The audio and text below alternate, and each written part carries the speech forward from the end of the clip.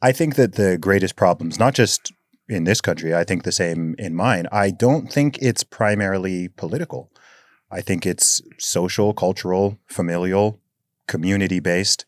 And I think that the obsession, especially over top level or federal level politics, more so than local, I think oftentimes it's a distraction and an outsourcing of responsibility. Because if I think of, okay, what are the problems plaguing the USA from my perspective, it's not about who's in the White House or which whatever the administration is, those problems are still there and they're generally getting worse. I'm talking about familial disintegration and absent fathers. I'm talking about rising obesity and, for the first time in history, dropping life expectancy. I'm talking about 100,000 plus Americans per year dying of drug overdoses. Homelessness, the school problem. I mean, schools where kids can't even read, do math, and so on. Like, to me, these are, some of them are connected to politics, and I'm sure there are policies that could potentially improve these things. But when I think about individuals and families and what is happening in those dynamic, all of these issues are downstream of that. It seems like, not to even oversimplify a multivariate problem, but I often wonder, hey, if families came together and stayed together, right, and kids were raised by their mother and their father, regardless of color, creed, ethnicity, whatever, poor, rich, and that unit was strong, and then maybe on top of it, the schools were at least decent, how many of these problems would you have and how severe would they be? And things would be so much better. And I think that conversation is largely avoided. I mean, every time, again, it's weird to me from as an outsider, when these, so what from America makes the news globally? It's the bad stuff. There was another school shooting. There was someone went to a mall and went crazy with a rifle or a handgun or whatever the case may be. And the conversation is always about the gun. It's always about the tool. In the UK, the same thing happens with stabbing, by the way. They start having conversations about how long can a knife be, and should you need more ID to buy I'm like, guys, we all have knives. Everyone has knives in their kitchens. The problem is not that knives exist, but they distract from the core issue because they don't want to talk about, the vast majority of young men doing these things do not grow up with fathers or even father figures in their lives.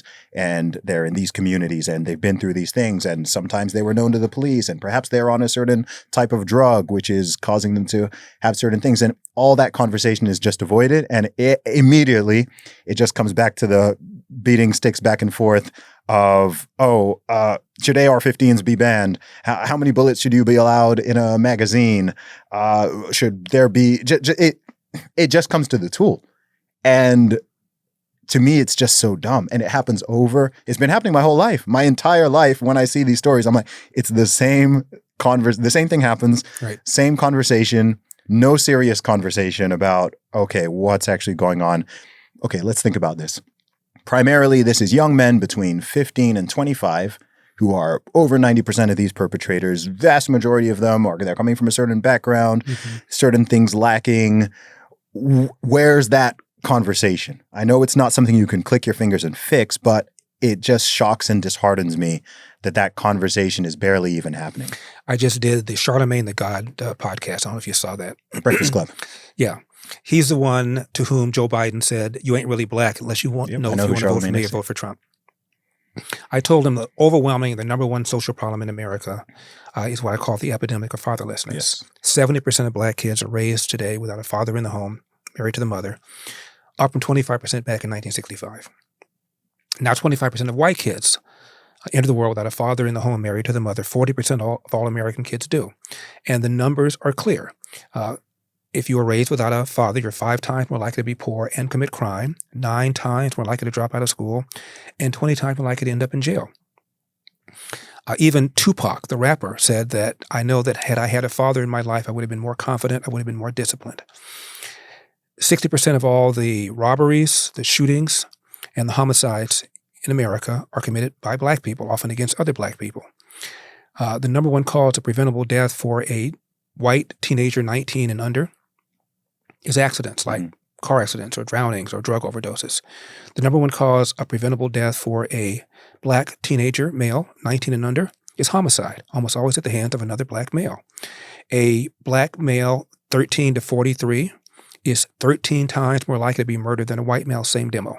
Now, unless we're prepared to say black people are just genetically inclined to commit more crime, if it isn't the absence of fathers in the home, please tell me what it is, I told him. And he had no response to that. But didn't he say white suparity or something crazy like that? He did. Yeah. He suggested that. And I said, here's the problem, racism and poverty. White supremacy. Here's the problem with that. In 1940, 87% of blacks lived below poverty. This is before the Civil Rights Act of 64, before the KKK was alive and well, Jim Crow was still alive and well. You didn't have this kind of pathology. So if it's poverty and racism, how do you explain that? It's not. It's because of the breakdown of the family. And this conversation is not being had. That's one of the reasons I ran for president. I knew that I wasn't going to get the nomination, but I hoped that I could get the people running to begin talking about this. And to pat myself on the back, Vivek started talking about it. And even Trump did.